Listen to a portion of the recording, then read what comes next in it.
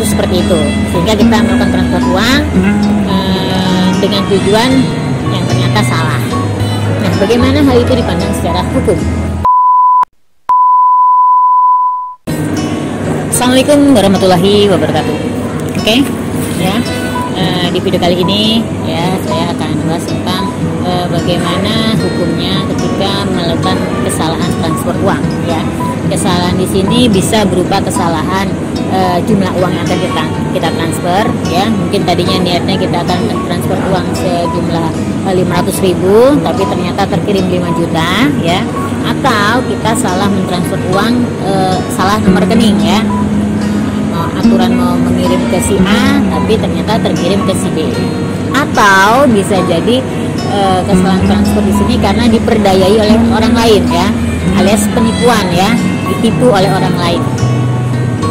Ada orang-orang mengaku-ngaku, ya kasusnya hampir-hampir mirip seperti mama minta pulsa itulah, ya. Ada orang-orang yang mengaku-ngaku sebagai kerabat yang meminta uang, sejumlah uang untuk ditransfer karena ada keperluan atau hal lain, atau ada orang yang mengaku-ngaku sebagai aparat kepolisian yang meminta sejumlah uang karena kerabat kita atau saudara kita sedang tertimpa masalah di kepolisian, seperti itu, ya.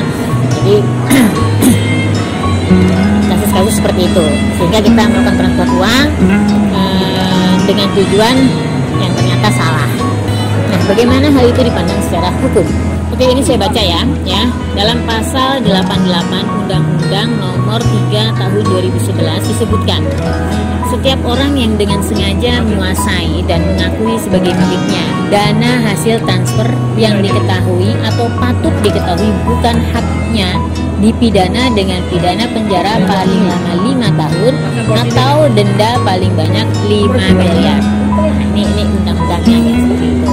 Jadi ketika seseorang melakukan kesalahan transfer dan itu bisa dibuktikan bahwa memang uang itu yang terkirim adalah hasil karena kesalahan transfer, jadi bukan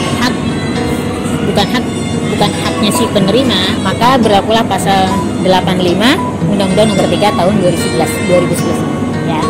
Jadi ini secara hukum, ya. Andaikan kita melakukan kesalahan transfer dan kita mau menuntut orang yang itu tidak mengembalikan uang kita dan kita mau menuntut, ya itu bisa dibenarkan secara hukum, ya, tuntutan kita.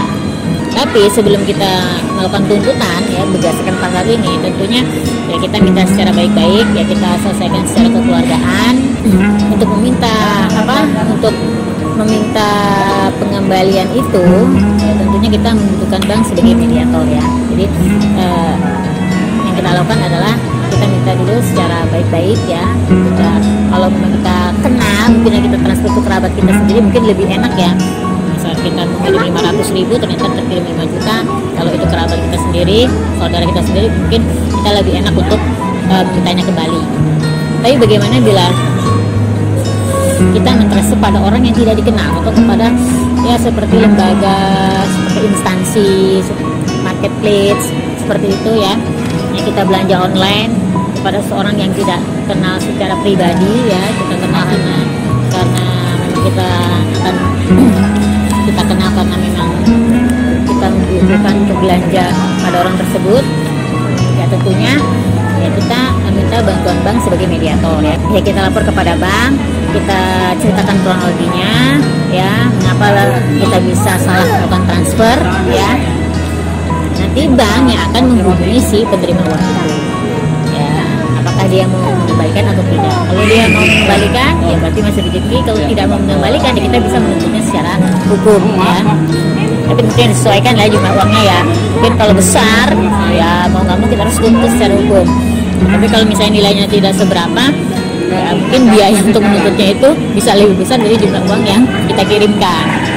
Oke, maka dari itu, ya, agar kita tidak melakukan kesalahan transfer, ya, dalam setiap kali kita melakukan transaksi, entah itu di mesin ATM atau m-banking atau yang lainnya, ya, kita baca ulang-ulang dahulu, ya. Maksudnya deskripsi yang muncul dalam setiap transaksi, ya, tulisan yang muncul di layar monitor atau di ATM, si nama penerima, nomor rekening, jumlah uang, kita baca ulang-ulang. Kita pastikan bahwasanya yang kita lakukan adalah benar, sudah pas, ya, seperti itu. Baru kita pencet enter. kenapa jadinya lebih lama, mungkin agak merepotkan, harus kita baca ulang-ulang lagi. Ya lebih baik kita repot seperti itu daripada kita repot kehilangan uang.